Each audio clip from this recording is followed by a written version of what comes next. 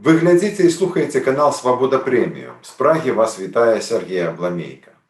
Наш сённяшні госць акадэмічны дырэктар Беларускага інстытуту стратэгічных даследаванняў філёзаф Пётр Рудкоўскі. З ім мы абмяркуем палітычную сітуацыю і варыянты трансфармацыі Беларусі, а таксама вострую патрэбу крытычнага мыслення сярод беларусаў. Добрый дзень, Пётр. Добрый день, спадачество. Нядаўна вы распачалі курс відэатрэнінгу, які называецца крытычнае мысленне. Сярод пунктаў я там заўважыў, пра якія будзе весціся гаворка, адрозненне фактаў меркавання, інтэрпрэтацыя чужых выказванняў, выясненне фактаў. Чаму вы лічыце, што ў цяперашняй Беларусі гэта важна? Бо так, на першы погляд, здаецца, што ахвяраў прапаганды ў Беларусі не так і шмат. Большасць народу мысліць даволі крытычна і самастойна. Ці гэта не так? Праект па крытычным мысленні ён задумаўся яшчэ задоўга да гэтых падзеяў 20-го года і таго, што пасля іх наступіла. І гэта ўспрымалася і надалей ўспрымаецца як важная інвестыцыя увогуле ў Беларусі, якой-кольвеч яна не была. Пачаткі гэтай задумы сягаюць 18-го года, тады, калі яшчэ быў больш-менш спакойны час і нішто не прадказвала ні гэтага ўздыму пратэсту, ні, канешне, таксама тых агромністых маштабаў рэпрэсіяў. Тым не менш, гэта на працягу 1,5 года зацягвалася. Пасля выбуху пратэстаў мы зноў гэта адкладвалі, але вырашылі, што ў цяперашні час варта гэта ўсё ж таки запусціць з тым разлікам, што сітуацыя, магчыма, стане больш спакойнай і беларусы змогуць займець патрэбу ў менавіта трэнінгу па крытычным мысленні. Але крытычнае мысленне не варта разглядваць праз прызму палітычных працэсаў, которые адбываюцца ў Беларусі. Тут лепш разглядваць па аналогіі да такіх навыкаў, як кампутарная пісьменнасць або англійская мова, альбо, калі хочаце, табліца множання. Гэта рэч папросту універсальная, которая будзе патрэбная і ў 21 годзе, так і ў, скажем, 2050 годзе. Вось такім разлікам, з такім падыходам паралельна да гэтых палітычных працэсаў, которые адбываюцца, мы і праводзім гэтыя курсы па крытычным мысленні. Хоць яны на дадзены момант для актыўнай часткі грамадства могуць выклікаць пэўнае пытанне, якім чынам гэта прывязаць да бягучай палітычнай сітуацыі. Гэта трэба ўспрымаць без асаблівай прывязкі да палітычнай сітуацыі. Але разам з тым гучыць даволі актуальна, калі мы ведаем, як працуе прапаганда ў Беларусі і як частка людзей ёй зомбаваная. Іншая справа, што тыя людзі, якія зомбаваныя прапагандай, якія глядзяць беларускае тэлебачанне і расійскае, наўрад ці будуць слухаць курс вашых лекцый. Тым не менш, пра які водгук аўдыторыі на ваш курс крытычнае мысленне вы ўжо можаце гаварыць? І што сабой уяўляе ваша аўдыторыя, вашы слухачы? Курс арыентаваны ў першую чаргу на студэнтаў, маладых навукоўцаў, пачаткуючых экспертаў, журналістаў, у першую чаргу на моладзь, хоць, канешне, тут прадстаўнікі розных узростаў могуць знайсці магчымасць для сябе, каб узбагаціць свае навыкі па крытычным мысленні. Вось. І што тычыцца непасрэдна водгукаў, некалькі было даволі такіх лаканічных водгукаў, але дужа пазітыўных. Значыць, што гэта так, гэта дапамагло у нечым разабрацца, ў прыватнасці наконт стасавання мовы нянавісці.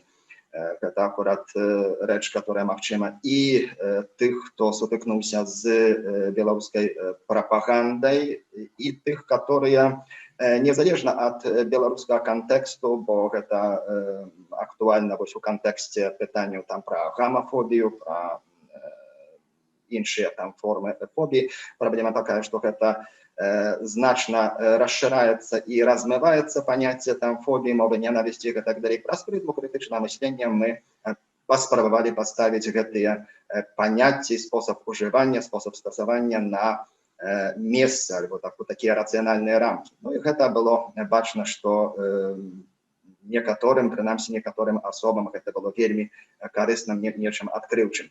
Tak samo z Uniwersytetu одного Португальskiego Uniwersytetu, z którym my zadługo jeszcze do zapusku tych lekcji kontaktowali Uniwersytet Transmontanii i Верхнего Туру, которые трехгодовый реализовали проект, огромнейший европейский проект по критичному мышлению. Там так само довольно такие добрые отгуки и, ну, во всяком разе, проява зацікавлености была.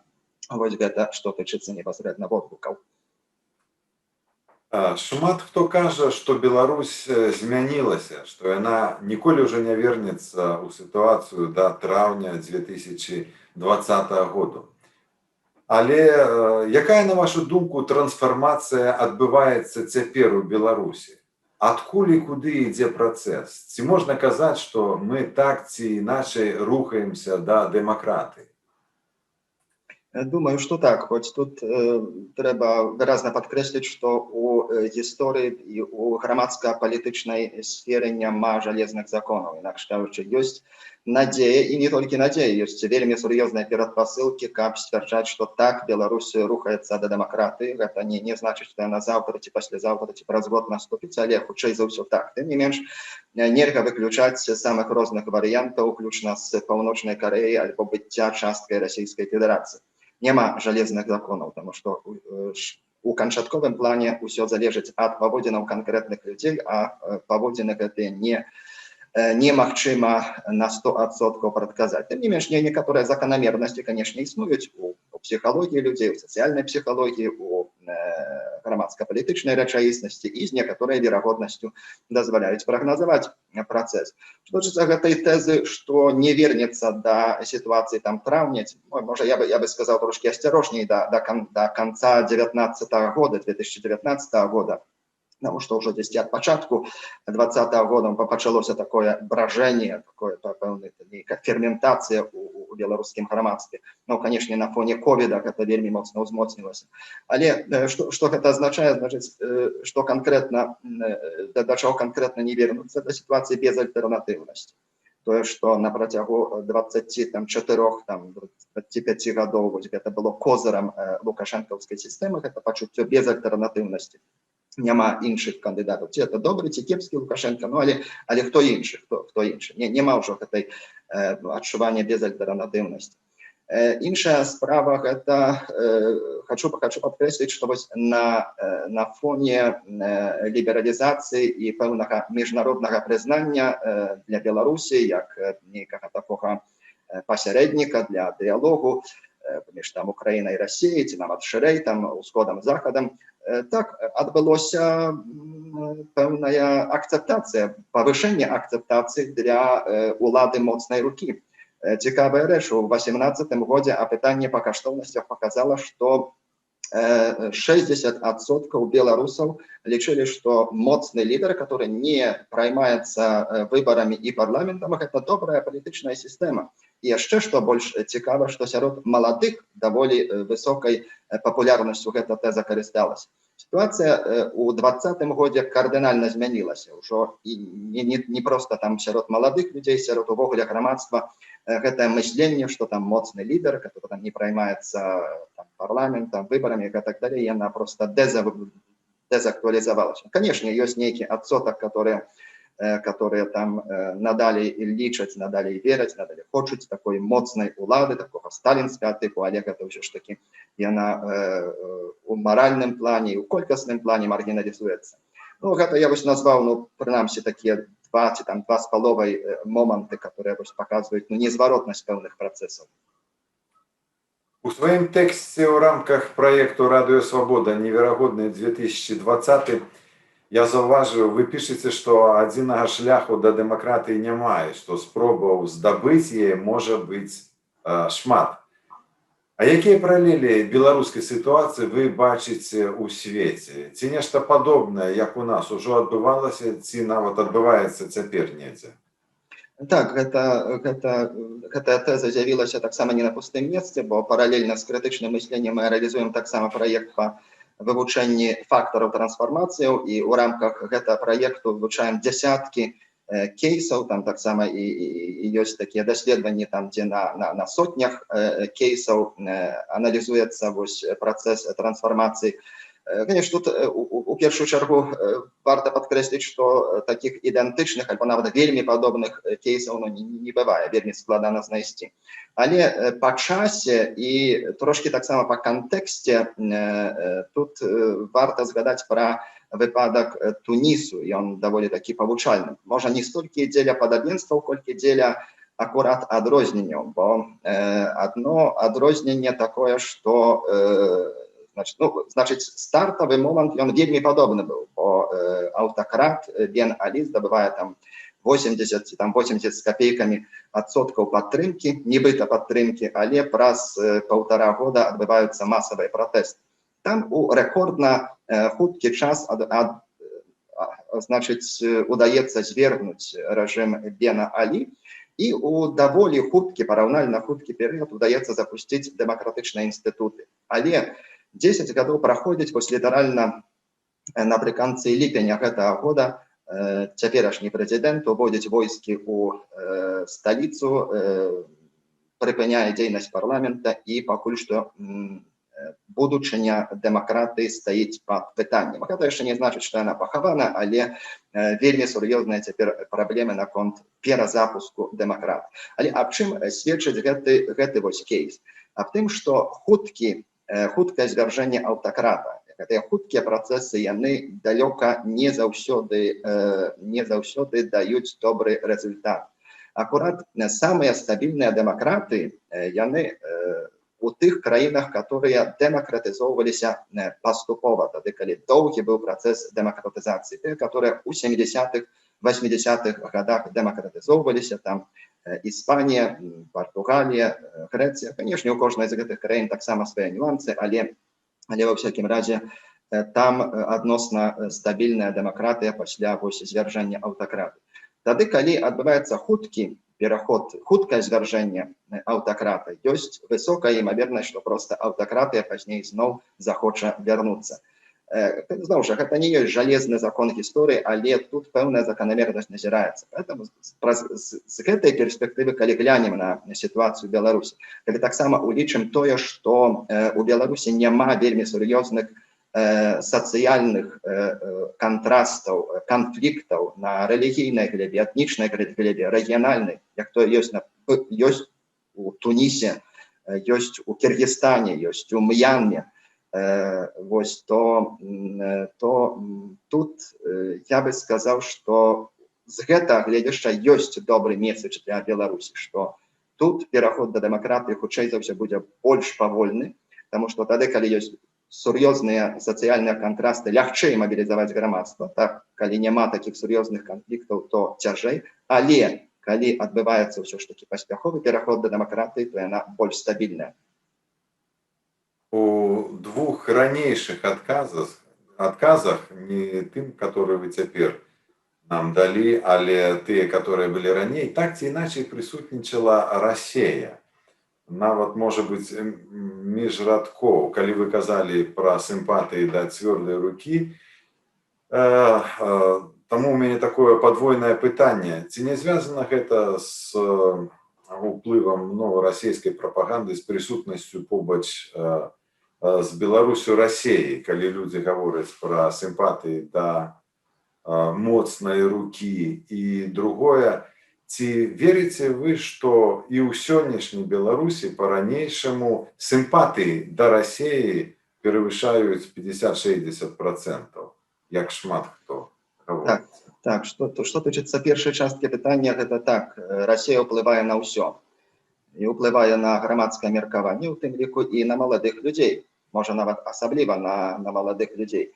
Тое, што вось я згадваў пра апытанне наконт улады моцнай рукі, значыць, моцнага лідара, который яшчэ важна другая частка того пытання, который не праймаецца парламентам і выбарамі, адбыўся рост прыхільнасці да такой сістэмы у параўнанні з 2011 годам. У 2018 годзе болей людзей, прычым маладых людзей, акцэптавалі, прымалі вось такую форму кіравання. І так, тут вось крымскія падзеі, гэта праз призму российской пропаганды, которая показывала, что там отбывается бардак, хаос. Там, ну, некоторые там могли верить, не верить, что там фашизм, нацизм и так далее, але то, что было адчуванне вось нейкага такого бардаку, анархии, это так. Оно вельми моцно пройшлося просто по белорусским громадстве. Моцно оно разышлося, вось гэты месседж разышоўся.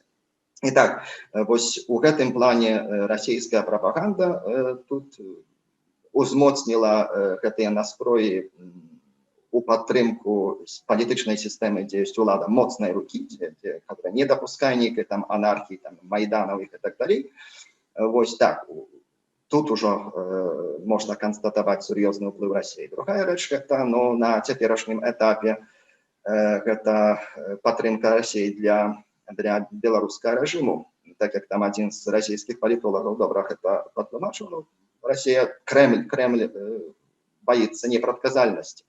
Лукашенко, он абсолютно не подарунок там для Кремля, абсолютно он не является симпатичной особой, але он дае магчымасць прадказальнасці, он дае надзею на тое, што транзит можа праз нейкі час удасться ажыццявіць кантралявана под вот контролем Кремля.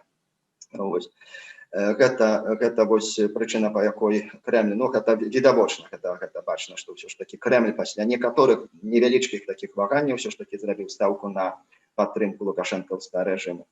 Вось, тым не менш, у плане грамадскай думкі Кремль пачаў губляць сімпатыі. Путін, у прыватнасці, пачаў губляць сімпатыі. Не радыкальна, не рэзка, але тренд на падзенне гэтых прарасійскіх і прапуцінскіх сімпатыі. Ці ён працягнецца, ці не, то гэта, думаю, што хутчэй за ўсё так. Хутчэй за ўсё працягнецца гэты тренд, але не думаю, што ён будзе вельмі такім радыкальным. Але так, яшчэ там хіба трэцяя частка пытання, ці веру ў тое, што прарасійскія сімпатыі на дадзеным перавышаюць праеўрапейскія. Так, но ўсё ж такі з некалькіх рэсурсаў гэта вынікае. Гэта не просто там, что выпадкова з нейкага там аднаго апытання такое выскачыла, но гэта некалькі апытанняў на працягу доўгага часу, яны пацвярджаюць, што так, прарасійскія сімпатыі дамінуюць. Ну, а наколькі верагодную вы лічыце страту Беларусі незалежнасці? Невысокая верагоднасць, але ну, зноў жа вярнуся яшчэ раз прыгадаю, што жалезных законаў няма, ну, на 100% немагчыма выключаць такога варыянту. Але верагоднасць так, верагоднасць невысокая ад таго, што Кремль зацікаўлены ў тым, каб Беларусь заставалася ў сур'ёзнай надоўга ў арбіце ўплываў Расіі, ў сферы ўплываў, калі на міжнароднай арэне, напрыклад, галасуе ў падтрымку Расіі.